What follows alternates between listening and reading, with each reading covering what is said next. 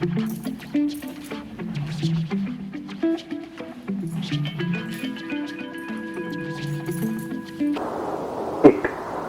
अन्य मित्र लिखते हैं, जैसा कि आपने कभी कभी बताया है कि 40 वर्ष की आयु के उपरांत बुद्धत्व की उपलब्धि की संभावना नहीं के बराबर होती है, और यदि होती है तो उसके लिए बहुत अतिरिक्त प्रयास, अत्यंत गहन साधना की आवश्यकता है। हर साधक को सामान्यतया यही महसूस होता है कि वो अपनी ओर से अत्यंत निष्ठावान और प्रयासपूर्ण है, पर उम्र की बात से यदि मन में कभी निराशा उपजे तो उसे अपनी सोच को क्या दिशा देनी चाहिए, कृपया प्रकाश डालें।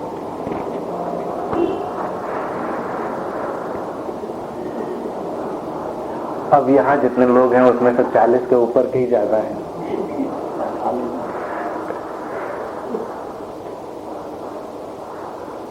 तो बात वही है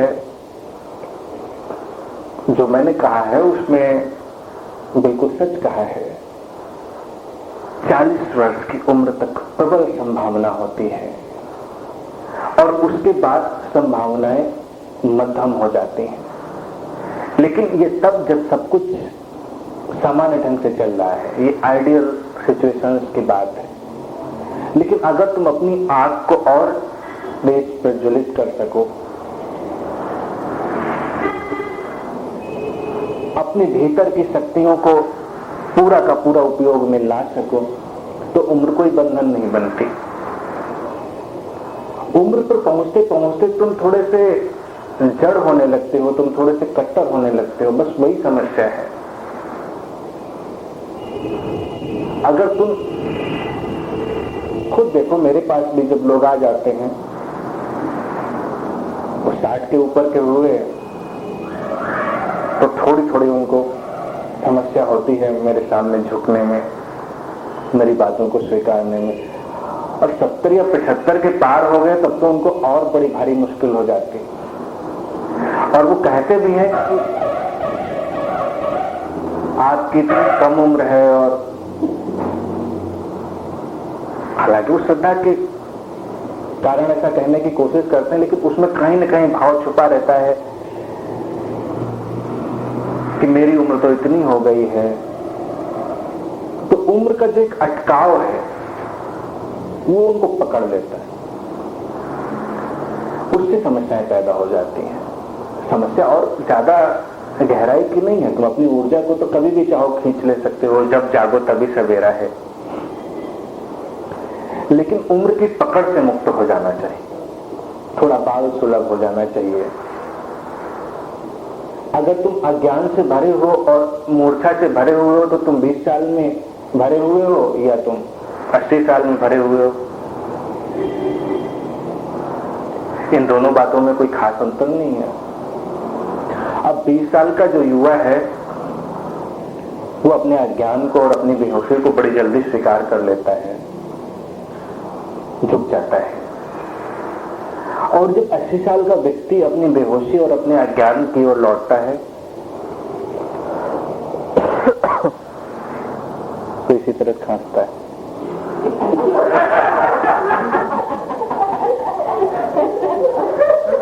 और उसके लिए तर्क ढूंढ लेता है।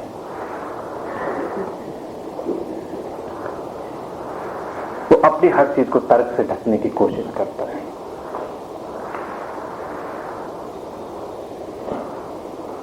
समस्या तब बिल्कुल नहीं रह जाती जब तुम सरल हो जाते हो और अपने जीवन में उतरे हुए अज्ञान को, अपने जीवन में उतरे हुए अंधेरे को हमेशा स्वीकार करने के लिए तैयार रहते हो।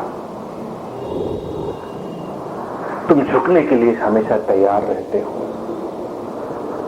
बड़ी उम्र और साधना, इसके लिए प्यास आवश्यक है, निष्ठा आवश्यक है, समर्पण आवश्यक है, ये सारी चीजें आवश्यक है। युवावस्था में कई बार तुम कम निष्ठा से और कम समर्पण से भी काम चला लेते हो, क्योंकि ऊर्जा इतनी प्रबल होती है कि वो उनकी भरपाई कर देती है। उम्र बढ़ने के साथ फिर तुम्हें अपने आंतरिक भाव को पूरा का पूरा झोंकना पड़ता है। साधना शरीर की है भी नहीं, इसलिए शरीर का उतना कोई मतलब भी नहीं है। साधना तो तुम्हारे आंतरिक जगत की है, और तुम्हारा आंतरिक जगत तुम्हारे शरीर की बढ़ती हुई उम्र से अप्रभावित रहता है। तुम अभी भी आंख बंद करो तो अपने भीतर तुम अपनी उम्र कहां ढूंढ पाते हो। इसीलिए उम्र ढूंढने के लिए भी तुम्हें दर्पण की जरूरत होती है, और अगर दर्पण झूठ बोलने लगे तो तुम अपने को उतना वृत्त भी अनुभव नहीं कर पाओगे, क्योंकि अंदर युवापन जो है वो एक जैसा है, लेकिन बाहरी बदलाव से तुम अपने उस युवापन को ढूंढ नहीं पाते, उसके प्रति थोड़े मूर्छित हो जाते हो।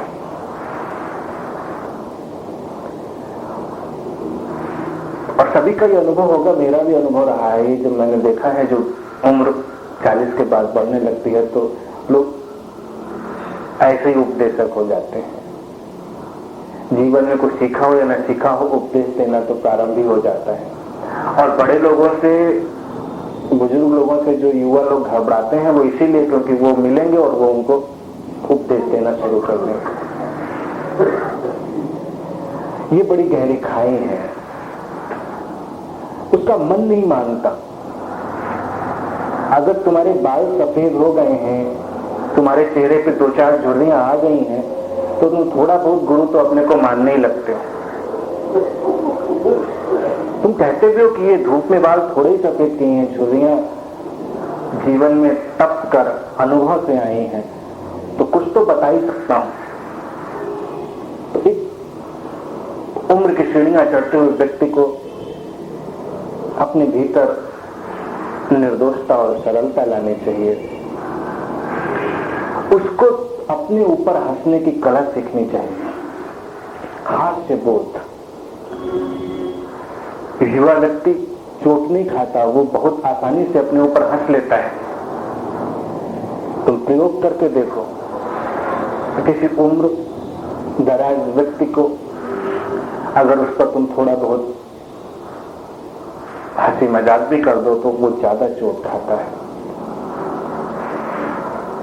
क्योंकि अब चीजें शिथिल हो रही हैं, सीमाएं कमजोर पड़ रही हैं, तो वो अपने को बहुत बचा कर चलना चाहता है। कुछ लोग तो ऐसी भाव भंगिमा ही ओढ़ लेते हैं जैसे कि वो बुद्धत्व को उपलब्ध हो गए,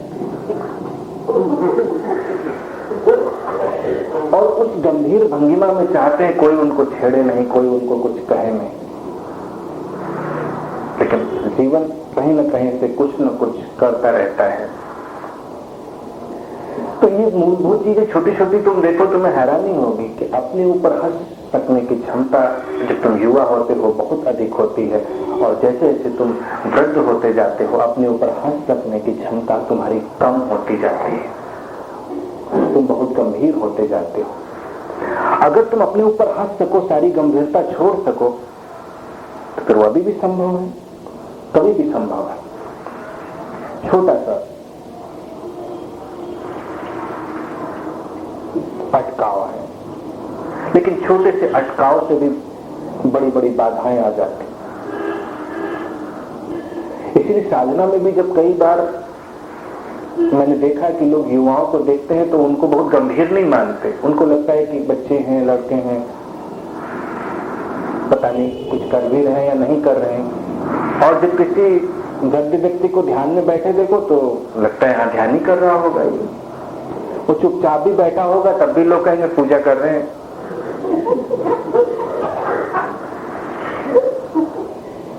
घरों में तो ऐसा ही होता है, मैंने देखा है ऐसा। और युवा व्यक्ति बेचारा बहुत गहरे ध्यान में भी डूबा हो तो लोग बना बैठा है, वो तो गंभीरता से नहीं लेते, और वृद्ध व्यक्ति को गंभीरता से ही लेते हैं। ये गंभीरता जो बीमारी है ना, इससे मुक्त हो जाना है। फिर सारी सीमाएं गिर जाएंगी, अवरोध भी गिर जाएंगे। ध्यान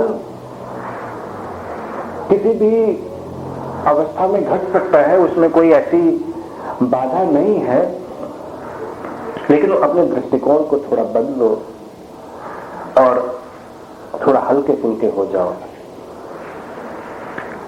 हल्के फुल्के हो जाओगे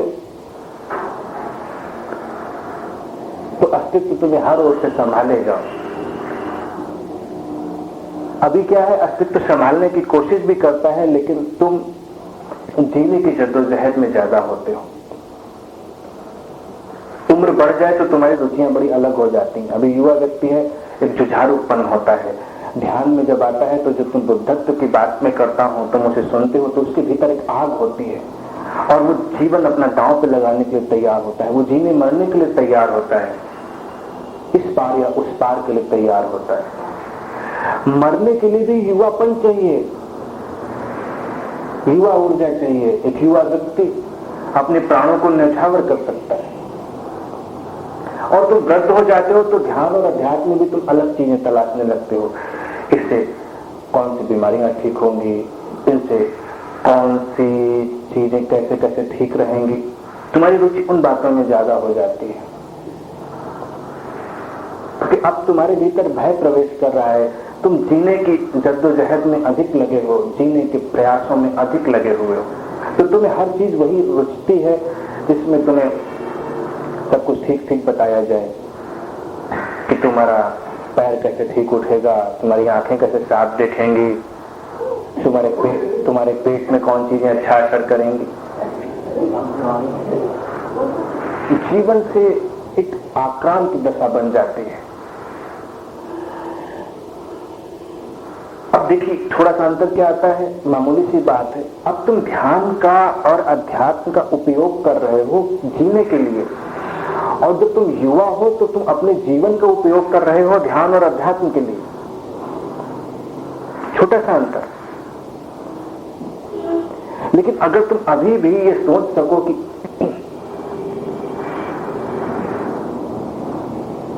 चाहे जो कुछ हो,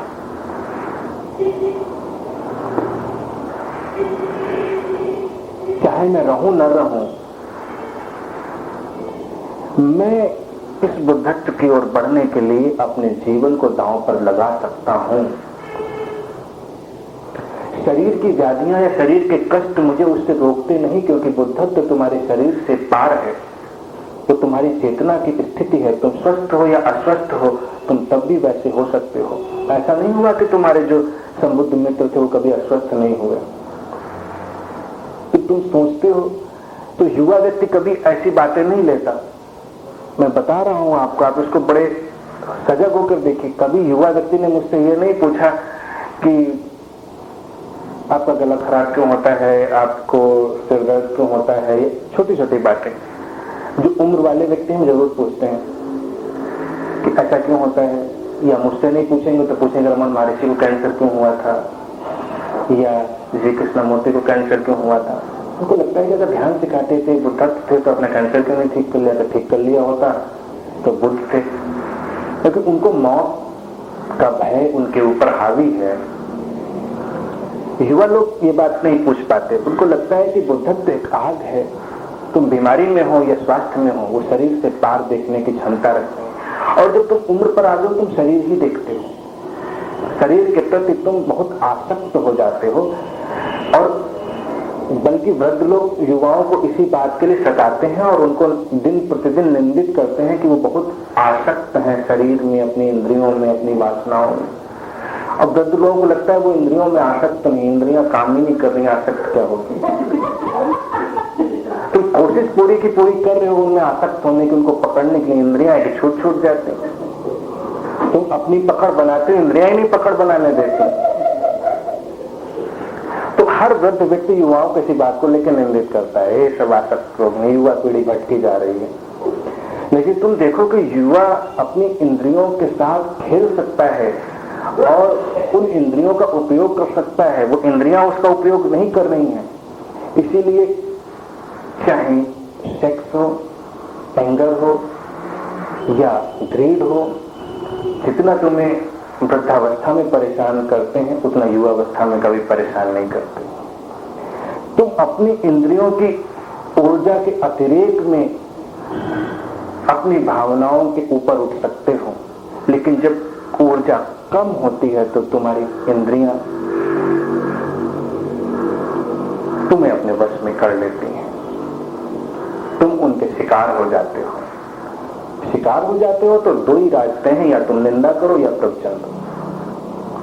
इसीलिए वृद्धों के लिए दो ही रास्ते खुले रह जाते हैं, या तो समाज सुधारक बन जाए या गुरु बन जाए। दोनों में झंझट खत्म हो जाती है। तुम गुरु बन जाओ तो युवाओं को भी मार्गदर्शन दो, उन्हें दिशा निर्देश दो, उनकी निंदा करो, वो कैसे इंद्रियों में उलझे हुए। समाज सुधारक बन जाओ तब तुम दूसरे सिरे से सारे काम करते रहो।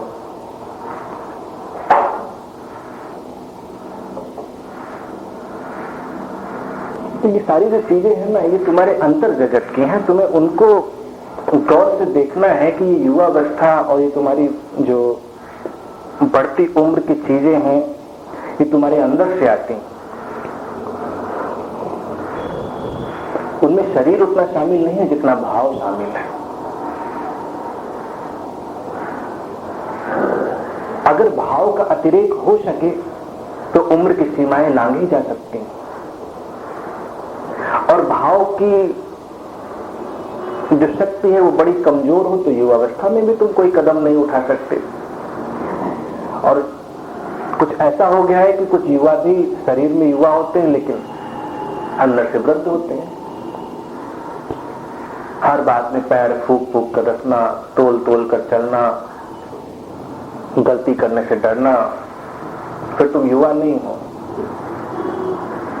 युवा गलती करने से नहीं डरता, वो फूक फूक कर नहीं चलता। गलतियां करता है, डरता है, गलतियों को स्वीकार करता है, आगे बढ़ जाता है, नई गलतियां करता है। गलतियों से जो डरता है वो विकसित नहीं होता है। युवा व्यक्ति ऐसा कर लेता है। वृद्ध कुछ करता ही नहीं कि गलती ना हो जाए।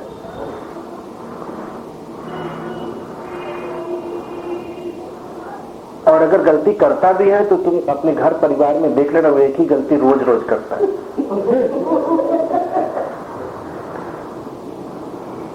वो नई नई गलतियां नहीं करता। बच्चे तो घर से आते हैं, तुम्हें हमेशा लगता है पता नहीं वो क्या करके आए होंगे, और तुम बड़ों के बारे में बिल्कुल आश्वस्त हो सकते हो क्या करके आए होंगे।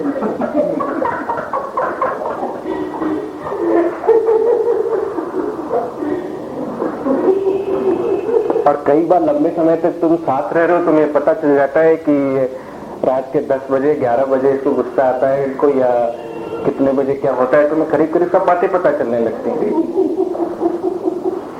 अगर तुम कैलेंडर पे निशान लगाना शुरू कर दो, तुमको पता चल जाए कि मंगल के दिन या बुध के दिन या बृहस्पति के दिन मूड खराब होता है, घर में उपद्रव होता है, सारी चीजें करीब करीब फिक्स है। वो एक चक्र बन गया है। ये ऊर्जा की न्यूनता तुम्हें बिल्कुल ही फिक्स कर देती है, और जब ऊर्जा की अधिकता होती है तो फिर नई नई चीजें घटती रहती हैं, और तुम सीखते रहते हो, तुम भटकते हो, फिर उठते हो, टटोलते हो, मार्ग ढूंढ लेते हो।